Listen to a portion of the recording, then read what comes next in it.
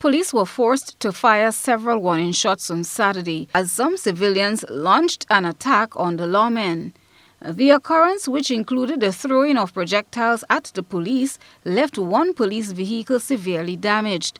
Police say the attack on law enforcement is being viewed as a serious cause for concern, adding that charges will be laid against those responsible.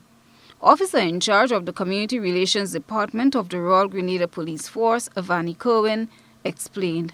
Police at the Eastern Division's Grenville Police Station responded to noise pollution activities at the Maribo area, where a private body party was being held. On arrival at the scene, the police were met with a crowd of about 50 persons who began throwing stones and bottles at the police.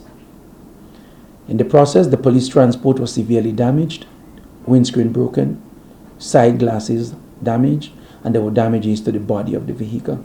As I indicated, definitively we are going to charge some people by the end of the day, and we're likely to charge some people going forward. He specifically noted that no permission was sought nor granted to hold such activity.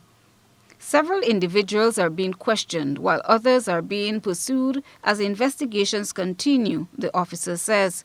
The superintendent added that other vehicles were damaged in the process and someone should be held liable. 2 civilian vehicles were also damaged in the process. The police unfortunately have had to resort to discharging their firearm to stabilize the situation.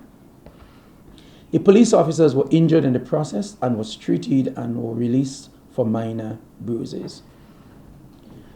Currently, there are 3 persons in police custody assisting with that investigation, and charges are expected to be filed before the end of the day today. It will be left to the court to determine how they treat with those offenses. I would expect, and speaking as a layperson, but also speaking as a former prosecutor, I would expect that some sort of compensation will be ordered by the court. The officer ended on this note, citing the upsurge of violence in some areas. Generally, though, we have been monitoring an upsurge in deviant behavior across some sections of our population.